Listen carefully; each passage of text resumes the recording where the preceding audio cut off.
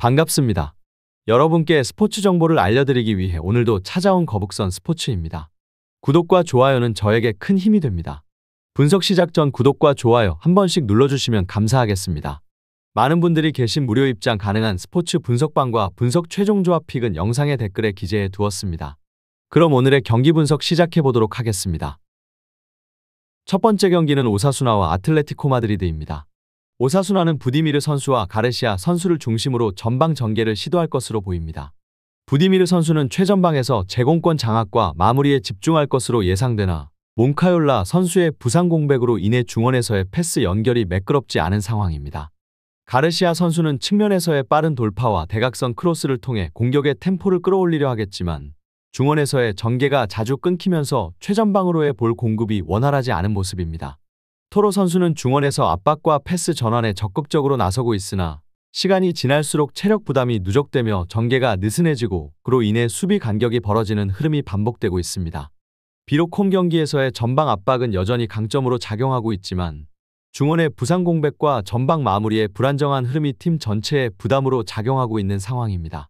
아틀레티코 마드리드는 쇠를로트 선수와 리누 선수를 중심으로 한 빠른 전방 전개가 공격의 핵심으로 작용하고 있습니다. 쇠를로트 선수는 제공권 장악과 마무리 능력에서 강점을 보이고 있으며 리누 선수는 측면에서의 빠른 돌파와 대각선 침투를 통해 상대의 수비를 흔들어 놓을 것으로 예상됩니다. 바리오스 선수의 부상 공백은 중원 압박에 일정 부분 영향을 미치고 있지만 전방에서의 강한 압박과 빠른 전환은 여전히 위협적인 무기로 이어지고 있습니다.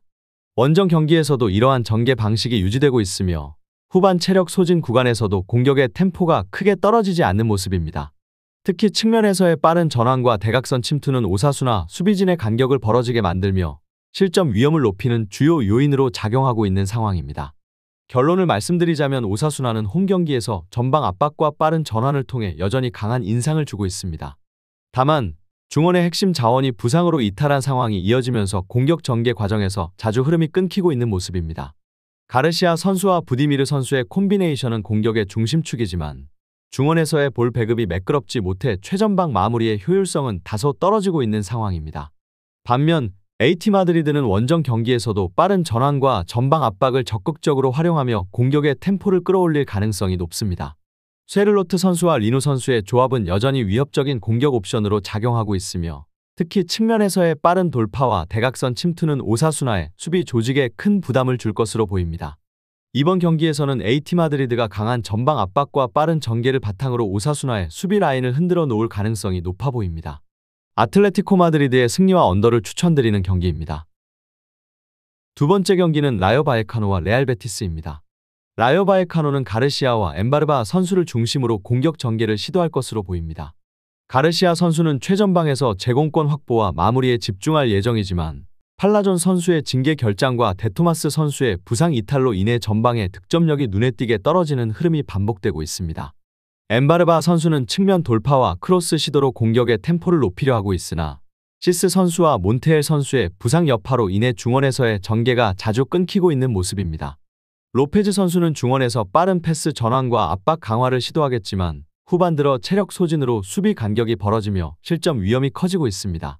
특히 경기 후반부에는 측면 수비 전환 속도가 떨어지면서 상대에게 크로스와 대각선 침투를 허용할 가능성이 높은 상황입니다. 전반적인 경기 운영에 있어 체력 관리와 수비 조직력 유지가 관건이 될 것으로 보입니다. 레알 베티스는 에르난데스 선수와 에잘줄리 선수를 중심으로 공격 전개를 시도할 것으로 예상됩니다. 에르난데스 선수는 최전방에서 제공권 확보와 마무리에 집중할 것으로 보이며 에잘줄리 선수는 측면 돌파와 대각선 크로스를 통해 공격 기회를 만들어낼 가능성이 높습니다.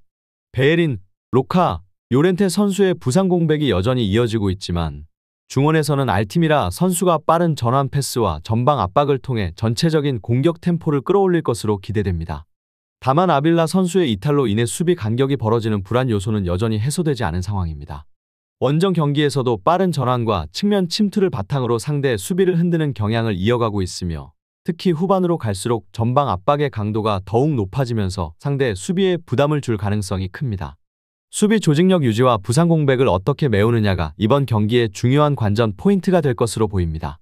결론을 말씀드리자면 라요 바에카노는 28라존 선수와 데토마스 선수의 결장으로 인해 전방에서의 득점력이 눈에 띄게 약화되고 있는 상황입니다. 특히 중원의 시스 선수와 몬테엘 선수까지 부상으로 이탈하면서 빌드업 과정에서의 연결이 자주 끊기고 있으며 후반부 체력 저하 구간에서는 수비 간격이 벌어지며 실점 위험이 높아지는 흐름이 반복되고 있습니다. 반면 레알 베티스는 에르난데스 선수와 에잘줄리 선수의 조합을 중심으로 빠른 전환과 측면 돌파를 적극적으로 시도할 것으로 보입니다. 중원에서는 알티미라 선수가 전방으로의 패스 연결과 템포 조율을 통해 공격 흐름을 주도할 가능성이 높습니다. 이번 경기에서는 레알 베티스가 강한 전방 압박과 빠른 공격 전환을 앞세워 라요 바에카노의 수비 조직을 흔들 가능성이 클 것으로 전망됩니다. 레알 베티스의 승리와 언더를 추천드리는 경기입니다. 세 번째 경기는 에스파뇰과 바르셀로나입니다. 에스파뇰은 탄탄한 수비 라인을 구축하며 바르셀로나의 공격을 차단하는 데 집중할 것으로 보입니다. 페르난데스 선수는 최전방에서 제공권 확보와 마무리 역할에 주력할 예정이지만 로자노 선수와 올리반 선수가 빠진 중원에서는 패스 연결이 원활하지 않아 전개 흐름이 자주 끊기는 모습이 나타나고 있습니다. 푸아도 선수는 측면에서의 빠른 돌파와 대각선 크로스를 통해 공격 템포를 끌어올리려 하겠지만 중원 압박이 충분하지 않아 전방으로의 볼 배급이 제한되는 상황이 이어지고 있습니다. 곤살레스 선수는 중원에서 템포를 조율하고 전환 플레이를 시도하겠지만 경기 후반 체력이 떨어질 경우 수비 블록을 더욱 단단히 형성하며 역습 중심의 운영을 반복할 가능성이 높습니다. 이번 경기는 홈에서 열리는 지역 더비인 만큼 수비 인원을 더 늘리고 빠른 역습을 통해 득점을 노릴 가능성이 크며 특히 바르셀로나의 체력적 부담을 적극적으로 공략하면서 실리적인 경기 운영에 집중할 것으로 예상됩니다. 바르셀로나는 레반도프스키와 하피냐를 중심으로 공격 전개를 시도할 예정입니다. 레반도프스키는 최전방에서 제공권을 장악하고 마무리 역할에 집중할 계획이며 하피냐는 측면에서 빠른 돌파와 대각선 크로스를 통해 공격 기회를 창출할 예정입니다. 페드리는 중원에서 전방으로의 패스와 전환 플레이를 시도할 것이지만 마르티네스의 징계 결장과 쿠바르시 및 쿤데의 부상 공백이 이어지고 있어 수비 조직의 균형이 깨지고 후반부에는 체력 소진으로 실점 위험이 커지는 상황이 반복되고 있습니다. 챔스, 라리가, 코파델레이를 병행하면서 피로가 누적된 상황에서 에스파뇰의 견고한 수비 블록을 뚫어내기 위해선 더욱 빠른 템포 전환이 요구됩니다. 그러나 최근 경기에서 공격 전개가 다소 둔화되었고 결정적인 마무리 과정에서 정확도가 떨어지는 흐름이 지속되고 있는 점이 우려되는 부분입니다. 결론을 말씀드리자면 에스파뇰은 지역 더비 경기를 대비하여 강력한 수비 블록을 형성하며 바르셀로나의 공격을 차단할 전략을 취할 것으로 보입니다. 페르난데스는 최전방에서 제공권 싸움에 집중할 예정이지만 중원에서의 패스 연결이 원활하지 않아 전방으로의 볼 배급에 어려움이 발생하고 있습니다. 반면 바르셀로나는 챔스, 라리가, 코파델레이를 병행하면서 체력적인 부담이 누적된 상태입니다. 레반도프스키와 하피냐의 콤비네이션은 여전히 위협적이나 에스파뇰의 견고한 파이브백 수비를 뚫어내기 위해서는 훨씬 더 정교한 전개가 필요할 것으로 보입니다. 이번 경기에서 에스파뇰은 강한 수비 블록을 바탕으로 빠른 역습 전환을 통해 실리적인 운영을 시도할 가능성이 높습니다. 무승부와 언더를 추천드리는 경기입니다. 마지막 경기는 헤타페와 아틀레틱 빌바오입니다. 헤타페는 마요랄과 베르나를 중심으로 공격 전개를 시도할 예정입니다. 마요랄은 최전방에서 제공권 장악과 마무리 능력에 집중할 계획이지만 후안미의 부상 공백이 지속되며 전방에서의 볼 배급이 원활하지 않아 공격 흐름에 지장이 있는 상황입니다. 베르나는 측면에서 빠른 돌파와 대각선 크로스를 통해 공격 템포를 끌어올리려 하지만 중원에서 숫자 13로 인해 패스 연결에 어려움이 생기고 있으며 전방으로의 볼 배급 역시 원활하지 않은 흐름이 반복되고 있습니다. 테라츠는 중원에서 템포 조율과 패스 전환을 시도할 예정이지만 빌바오의 강력한 중원 압박에 밀려 자주 패스 차단을 당하고 있습니다. 특히 후반부로 접어들면서 중원의 숫자 13로 인해 수비 간격이 벌어져 실점 위험이 커질 가능성이 높습니다. 아틀레틱 빌바오는 산나디와 잘로를 중심으로 중원 장악을 목표로 할 예정입니다. 산나디는 중원에서 빠른 패스 전환과 강력한 압박을 통해 볼 점유율을 높이며 잘로는 측면에서 빠른 돌파와 대각선 침투로 공격의 템포를 끌어올리려 합니다.